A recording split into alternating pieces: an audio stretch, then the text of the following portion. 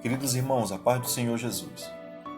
Eu sou o pastor Moisés Sá e hoje, dia 10 de abril de 2020, com a graça de Deus, nós meditaremos no Evangelho segundo escreveu São Marcos, capítulo 14, versículos 12 a 25. No primeiro dia da festa dos pães sem fermento, quando se costumava sacrificar o cordeiro pascal, os discípulos de Jesus lhe perguntaram: Aonde queres que vamos e te preparemos a refeição da Páscoa? Então ele enviou 2 de seus discípulos, dizendo-lhes: Entre na cidade, e um homem carregando um pote de água virá ao encontro de vocês. Sigam-no e digam ao dono da casa em que ele entrar: O mestre pergunta: Onde é o meu salão de hóspedes, no qual poderei comer a Páscoa com meus discípulos? Ele lhes mostrará uma ampla sala no andar superior, mobiliada e pronta. Façam ali os preparativos para nós. Os discípulos se retiraram, entraram na cidade e encontraram tudo como Jesus lhes tinha dito, e prepararam a Páscoa. Ao anoitecer, Jesus chegou com os 12. Quando estavam comendo, reclinados à mesa, Jesus disse: Digo-lhes que certamente um de vocês me trairá, alguém que está comendo comigo. Eles ficaram tristes e um por um lhe disseram: Com certeza não sou eu. Afirmou Jesus: É um dos 12, alguém que come comigo do mesmo prato. O Filho do Homem vai, como está escrito a seu respeito, mas ai daquele que trai o Filho do Homem. Melhor lhe seria não haver nascido. Enquanto comiam, Jesus tomou o pão, deu graças, partiu e o deu aos discípulos, dizendo: Tomem, isto é o meu corpo. Em seguida tomou o cálice, deu graças, ofereceu aos discípulos e todos beberam. E lhes disse: Isto é o meu sangue da aliança, que é derramado em favor de muitos. Eu lhes afirmo que não beberei outra vez do fruto da videira, até aquele dia em que beberei o vinho novo no reino de Deus. A última Páscoa. Queridos, já pararam para pensar no que estava em cena dias e momentos antes da paixão de Cristo? Muita coisa, irmãos, havia acontecido antes daquela única quinta-feira em Jerusalém. Era a semana em que aconteceriam as grandes festas da Páscoa e dos Pães Asmos. Era o resgate milenar do que Deus havia feito ao povo de Israel quando os libertou milagrosamente da escravidão egípcia. Tratava-se de uma festa muito famosa, de forma que uma grande multidão de judeus de todas as partes do mundo afluíam para Jerusalém, a exemplo do próprio Jesus, que certamente não era a primeira vez que ele estava ali para celebrar a Páscoa. No domingo anterior, queridos, o Senhor Jesus entrou em Jerusalém montado num jumentinho, e isso era o cumprimento de mais uma profecia, e uma grande multidão nas ruas, em polvorosa, gritando: Hosana, Hosana! Algo que caberia apenas ao enviado do Senhor, ao rei de Israel. Os seus discípulos, ao virem isso, certamente ficaram muito animados e vislumbraram tudo o que isso poderia representar para eles. Jesus, o mestre deles, agora seria o rei de Israel. Isso certamente traria a eles e trouxe a eles de fato grande animação. Um dia depois, na segunda-feira mesmo, aos olhos dos discípulos, o mestre pôs tudo a perder. Foi ao grande templo de Jerusalém, encontrou ali um monte de mercadores negociando coisas sagradas. Ele, com as suas próprias mãos, virou mesa, expulsou mercadores dali e certamente fez um grande alvoroço.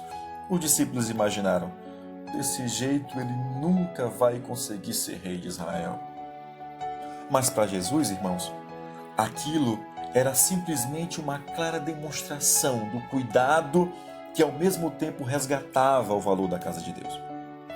Assim, o mestre, que já era desprezado pelos sacerdotes, ganhou de vez a irritação de toda a elite política e religiosa de Jerusalém. Eles começaram então a trama para matá-lo. Mas certamente não poderiam fazer isso naqueles dias. A cidade estava cheia de gente, e diga-se de passagem, muitas daquelas pessoas admiravam Jesus e não consentiriam com a morte dele. E mais, irmãos, poderia ser uma forte razão para o motim contra o próprio Império Romano. Não, certamente o mais breve deveria ser para o final do período da festa, lá pelo 8º dia.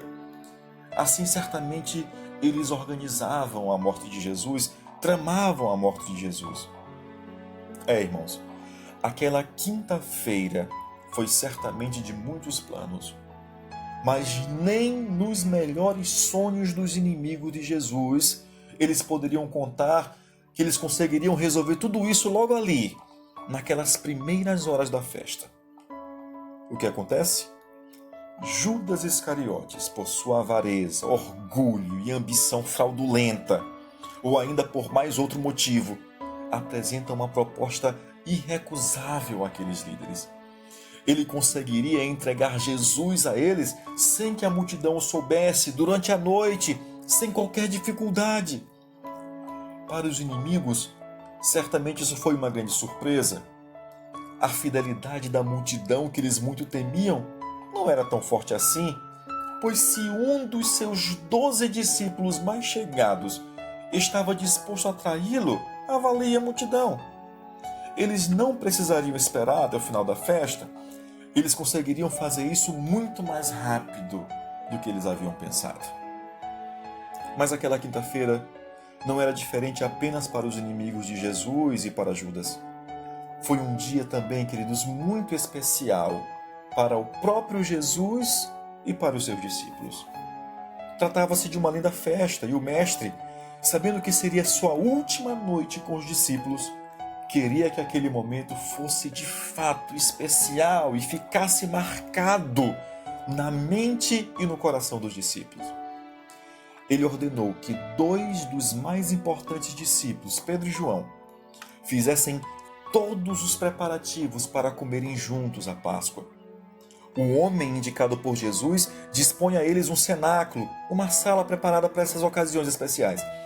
E Pedro e João trabalham o dia todo organizando aquele momento. A sala estava mobiliada e bem bonita.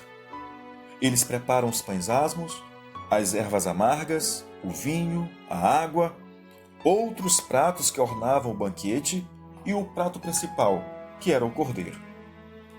Era um momento de muita alegria, queridos, pois ali eles relembravam como memorial os grandes feitos do Senhor quando libertou seu povo.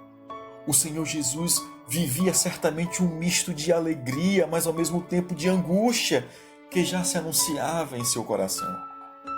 Eles organizam a mesa e agora, já no final da tarde, juntos com Jesus, com os outros discípulos e inclusive com Judas, quando as trombetas sacerdotais deram um sinal, eles passam a comer a Páscoa. Um momento de comunhão, de reverência, de alegria, de memória de um povo, de famílias reunidas, de cidade cheia. Logo no início da refeição, os discípulos retomam uma antiga contenda. Certamente a posição que eles se assentaram à mesa os fez relembrar a discussão sobre qual deles seria o mais importante no reino, o maior no reino. O mestre, certamente lembrando de todas as lições que já lhes havia dado, disse a eles: o maior entre vocês seja como o menor. O Senhor Jesus dá mais uma lição tomando a água e lavando os pés de todos aqueles discípulos. À medida que a hora se passa, Jesus anuncia aos discípulos que ele seria traído. Os discípulos, tomados de surpresa, não resistem à curiosidade e perguntam a Jesus quem faria isso. Como eles sabiam, irmãos, da onisciência do Mestre, eles passaram a pensar que qualquer deles seria capaz disso. Diziam um após outro: sou eu, Senhor. Jesus deu um leve sinal que seria Judas o traidor, e então passa a consolar os demais discípulos. Como se não bastasse, irmãos, a traiçoeira trama de Judas, ele dissimula e também pergunta: porventura sou eu, mestre? Em alguns instantes o Senhor se dirige ao traidor e o diz: o que tens a fazer, faça-o logo. Os discípulos mesmo não achavam que Judas seria capaz disso. Eles pensaram naquele momento que, amando de Jesus, ele estava cuidando de outros afazeres do ministério. Até então, eles não esperavam que alguém entre eles seria capaz de fazer qualquer coisa contra o amável Jesus. Imagino, queridos, como o Senhor Jesus se sentiu aliviado após a saída de Judas. Ele então instituiu a primeira ceia do Senhor. Ele tomou o pão, deu graças a Deus por ele, identificou o pão com o seu próprio corpo, que seria entregue horas depois, distribuiu um pequeno pedaço daquele pão para cada um dos discípulos, e eu imagino que o tenha feito com muitas lágrimas de amor em seus olhos. Após isso, ele toma o vinho, dá graças a Deus por ele, identifica o vinho com seu sangue que seria derramado, distribui para os discípulos e diz a eles: fazei isto em memória de mim, façam isto até que eu volte a vocês. Como se aproximasse a hora, o Senhor aproveita cada instante e dá instrução aos discípulos. Cheio de amor em seu coração, o Mestre Jesus consola os seus amigos, demonstra a eles por que tudo aquilo seria necessário. Que semana diferente, irmãos. Que quinta-feira diferente. Uma grande festa para um grande povo, para todas as famílias, e a tristeza e o sofrimento injusto e inimaginável de um só. Oremos, queridos. Meu Senhor, ao relembrarmos o que passaste por nós, queremos dar a Ti uma palavra de gratidão. Somos gratos porque foste fiel ao propósito de Deus em salvar o homem. Gratos porque o Teu amor é maior que qualquer bem que nós imaginemos. Gratos porque mesmo em meio à angústia e dor que Tu passaste, consolas aqueles que Te amam e lhes dá esperança. Nos permita, Senhor, ser daqueles que reconheçam e vivam esse amor para sempre. É em Teu nome que nós te pedimos. Amém.